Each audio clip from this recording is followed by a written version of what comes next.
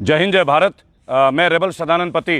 भाई और बहनों, आप देख सकते हैं आज मैं किसान घाट, मेरे पीछे की बोर्ड भी आप देख सकते हैं। वर्तमान में मैं नई दिल्ली में किसान घाट पे हूँ। ये घाट समर्पित है महान किसान नेता चौधरी चरण सिंह जी के ऊपर, जो महान किसान नेता थे। हमारे देश के लिए बहुत सारे काम इन्होंने किए। हमारे पूर्व प्रधानमंत्री थे और किसानों के हक के लिए, उनकी आवाज़ के लिए ये हमेशा आंदोलन करते रहे। अपना पूरा जीवन चौधरी चरण सिंह ने किसानों के लिए समर्पित किया। किसानों के मसीहा चौधरी चरण सिंह के स्थल किसान घाट में आज मैं बैठा हूँ। आज आप लोगों के बीच आया हूँ भाइयों और बहनों, किसानों की बात करने के लिए। देखिए भाइयों और बहनों, आज किसानों की जो स्थिति है वो आपसे छुपी हुई नहीं है। किस हाल में किसान है उसके बारे में सबसे पहले मैं आपको बताना चाहूँगा। तड़पता भारत, करहाता किसान। आज भारत तड़प रहा है और किसान करहा रहा है। भाइयों और बहनों, तड़पता भारत, करहाता किसान। यह देश, आज हम बात कर रहे हैं अपने अन्नदाता के लिए।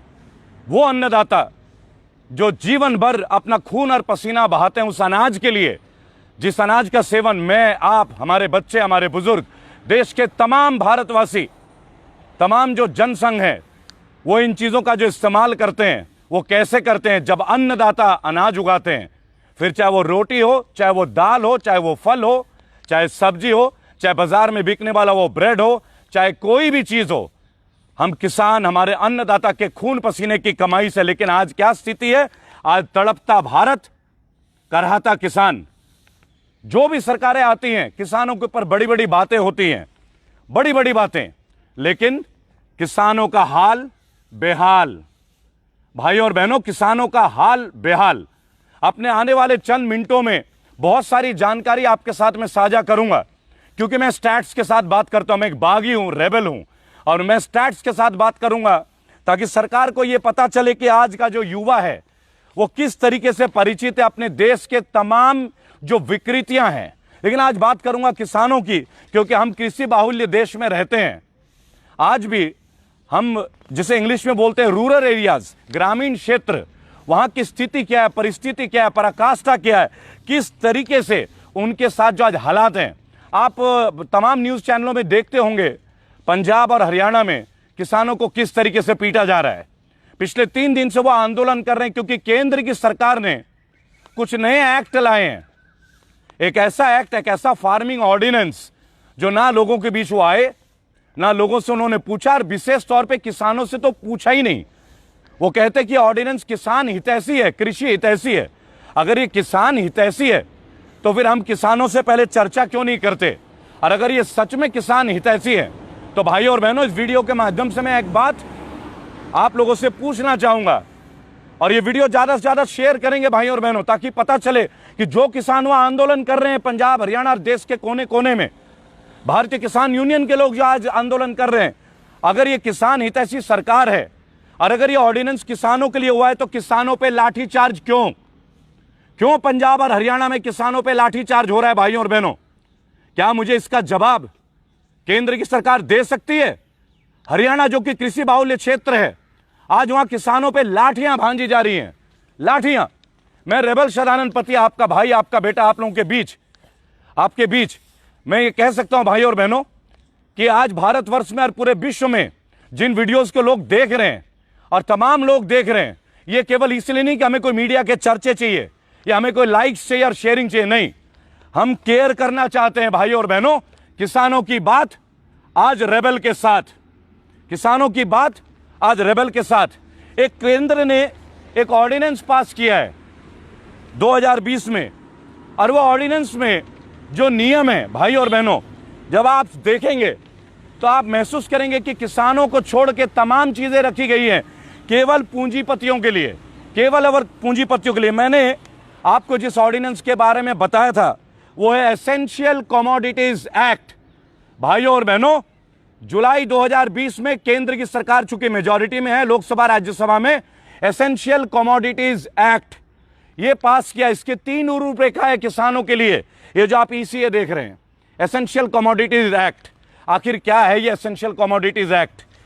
क्या है? इन्होंने सबसे पहले एसेंशियल कमोडिटीज एक्ट में एफपीटीसी 2020 किया है। एफपीटीसी यानी farmers produce trade and commerce, farmers produce trade and commerce, FPTC 2020।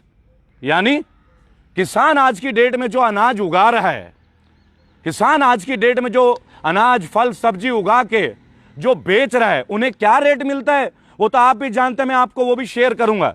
लेकिन जो रेट उनको दिए जा रहे हैं, अब अलग से एफपीटीसी जो 2020 का पास किया गया है, इसके अंतर्गत अब मंडी के अलावा भी जो बेचे जाएंगे सरकार उसको तय करेगी। खुदरे खुदरे छोटे छोटे जो किसान हैं, जिन पे 2 बीघे जमीन, 3 बीघे जमीन, 4 बीघे जमीन है, तो उनको हम ये कह सकते हैं कि आप ये समझें भाइयों और बहनों कि वो नहीं बेच सकते, वो भी सरकार बेचेंगी। किसान अपना रेट तय नहीं कर सकता, गेहूं का रेट सरकार तय करेगी। ठीक है जी। उसका जो भंडारण है, उसका जो स्टॉक है, जो उसका डिपो है, आप जानते हैं अनाज भंडारण को लेकर हमारे देश में बहुत पहले आंदोलन हुआ था। हमारे लाल बहादुर शास्त्री जी, हमारे पूजनीय स्वर्गीय प्रधानमंत्री जी किसानों के लिए बात करते थे, जय जवान जय किसान। आपने वो नारा देखा होगा, सुना होगा भाइयों और बहनों, किताबों में पढ़ा होगा। लेकिन उस नारे का आज क्या हश्र हो रहा है। आज APMC 2020, agricultural produce market commodities, agricultural produce market commodities, APMC 2020।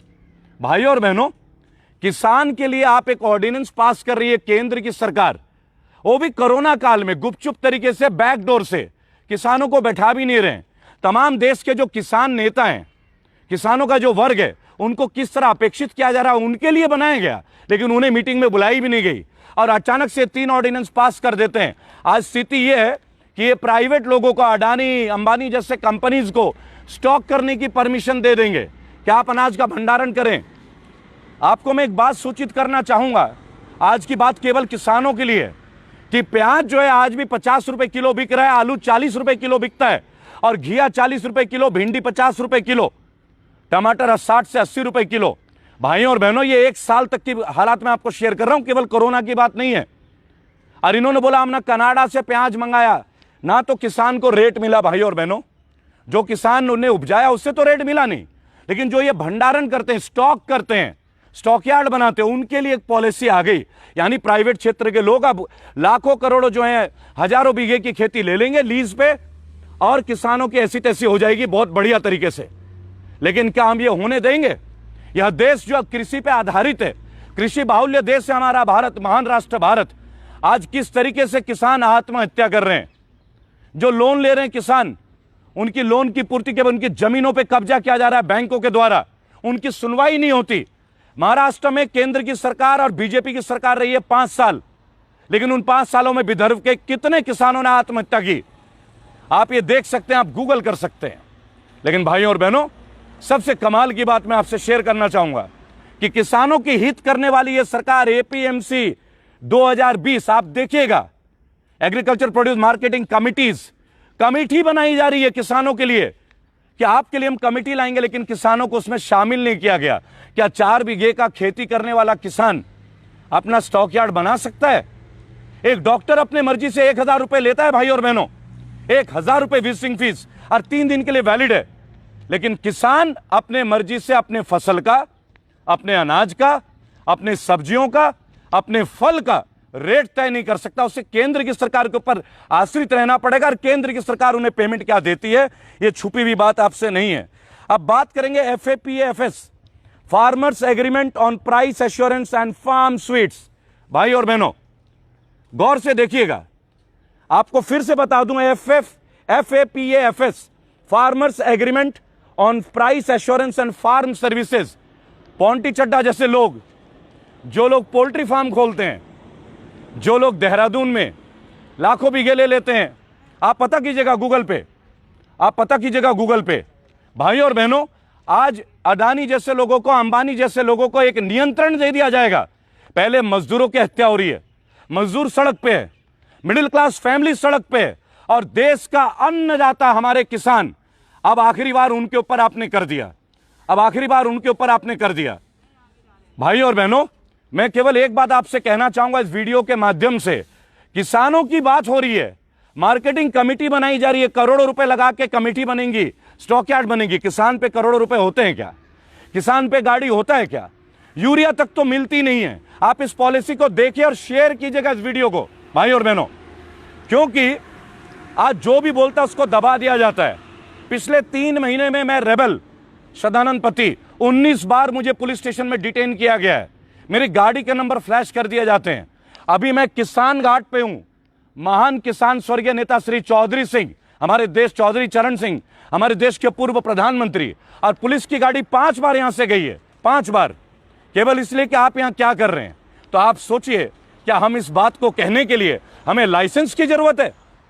मेरे दादाजी किसान थे, मैं किसान का पुत्र हूं और गर्व से कहता हूं कि मेरा बेटा भी आने वाले टाइम पे किसान पे ही, एग्रीकल्चर पे ही कुछ ना कुछ करेगा।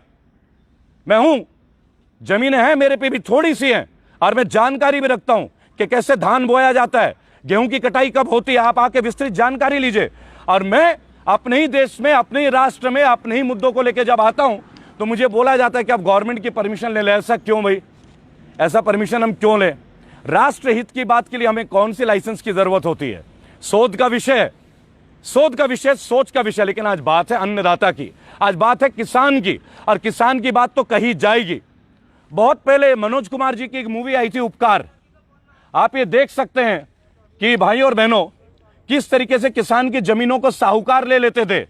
वही सरकार अंग्रेजों के टाइम पे, आज वही सरकार, हम बस गोरे अंग्रेजों से लड़ रहे थे पहले, अब भारतीय अंग्रेजों से लड़ रहे हैं हम। किसी की कोई हक नहीं सुनी जा रही है। सफाई कर्मचारी को तनख्वाह नहीं मिलती, आंगनवाड़ी कर्मचारियों को तनख्वाह नहीं मिलती, किसानों को यूरिया नहीं मिलता। आज मैं आपसे बात करूंगा गन्ना किसानों के बारे में।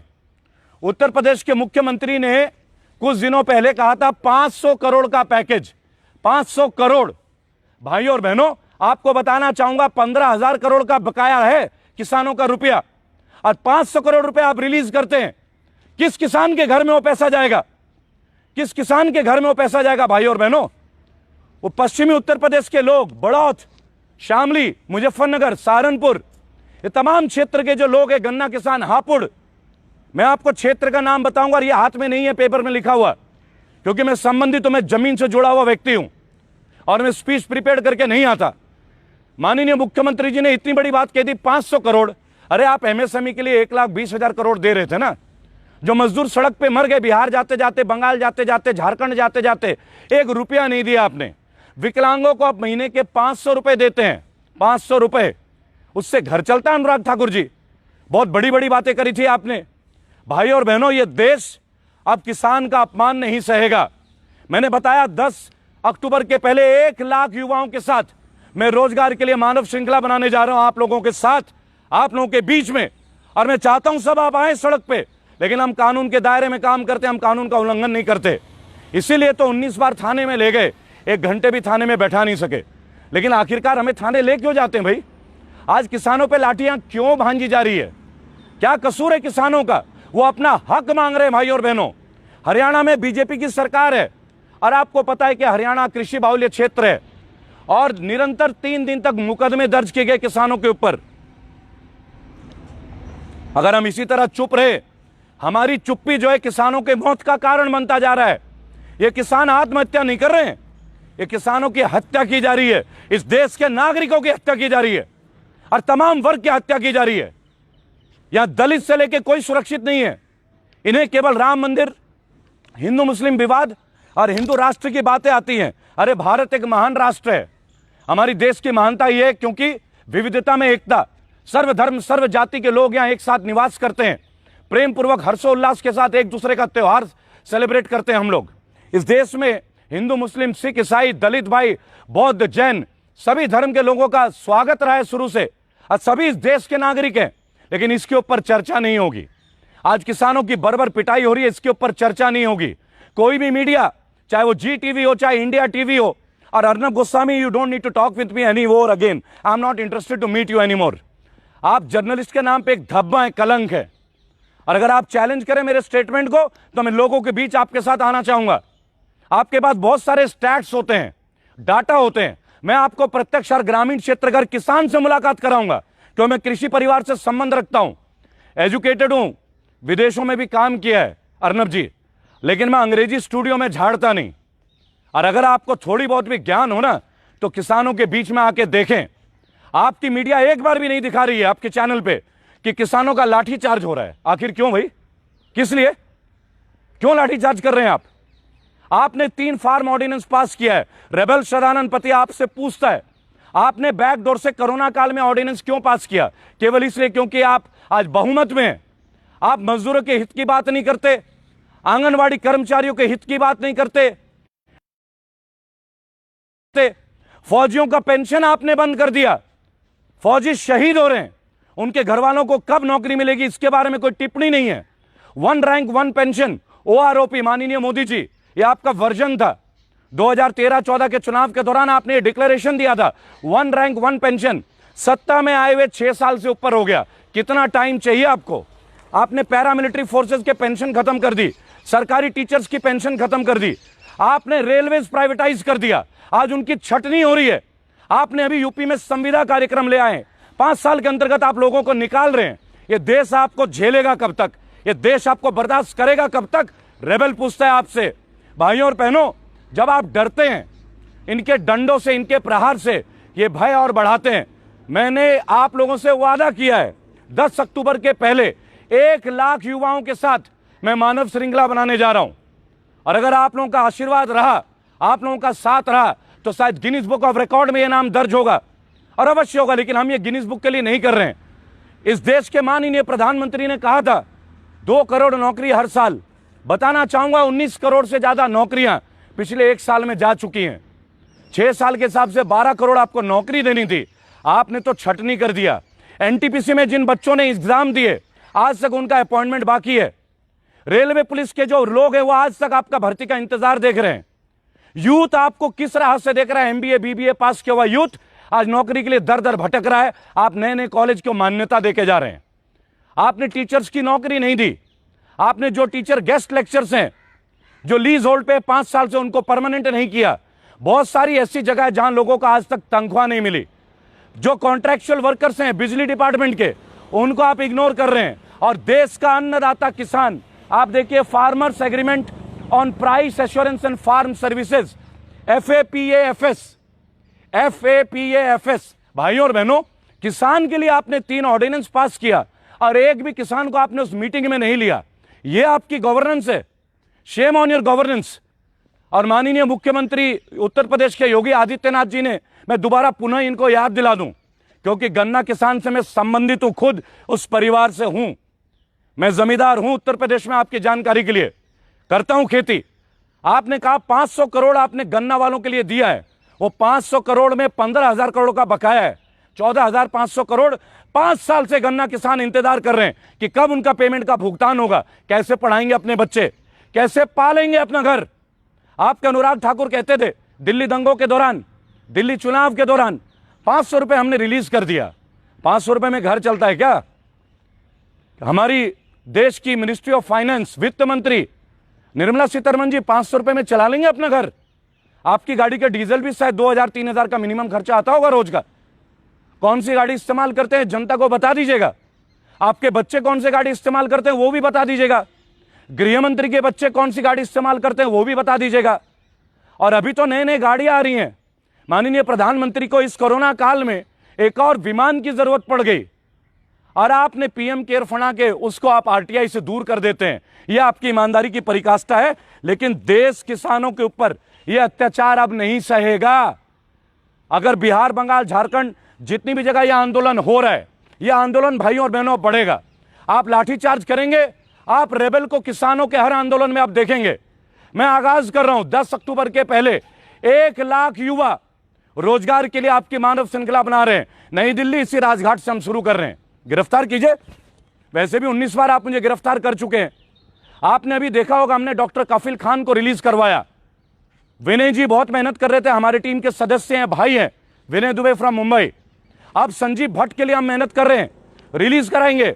अखिल गोगोई, जिन जिन एक्टिविस्टों को आपने जेल में डाला है, तमाम उन लोगों को हम जेल से निकालेंगे। आप हम पे क्या मुकदमा दर्ज कराएंगे? हम तो कानूनन परिवार से आते हैं, लॉ से जुड़े हुए लोग हैं। वो अनाड़ी थे जिनको आपने जेल भेजा। हमें छेड़ के देखिए, आप हमें छेड़ के देखिए। तमाम जो वकील बिरादरी है वो आपके सरकार के, आपके पार्लियामेंट के सामने आके बैठ जाएंगे। क्या करेंगे आप? सबको लाठी भांजेंगे? भाई और बहनों, इस सरकार को उखाड़ फेंकने का सही टाइम है। जिन जिन प्रदेशों में अब इलेक्शन हो रहा है, सही जवाब दीजिए। ये बिजली बेच चुके, एयरपोर्ट बेच चुके, रेलवे स्टेशन बेच चुके। चाय वाला स्टेशन पे चाय बेचा करता था, अब चाय वाला रेलवे स्टेशन बेच रहा है। किसी भी गरीब व्यक्ति की कभी सूद ली नहीं गई, कभी भी। लेकिन नहीं, इनको यह बात समझ में नहीं आती। देश का युवा आज क्राइम की ओर अग्रसित हो रहा है, जॉब्स नहीं है, लेकिन इसके ऊपर कोई बात नहीं है। आज किसान घाट, चौधरी चरण सिंह के स्मारक स्थल और किसानों के लिए बात करते हुए मैं आप लोगों से आग्रह करूंगा, जहां भी किसानों का आंदोलन हो रहा है, आपका भाई, आपका बेटा रेबल उनके साथ है। और इस आंदोलन में मैं आशा करता हूं कि आप सभी लोग हमारे साथ होंगे। जय हिंद, जय भारत।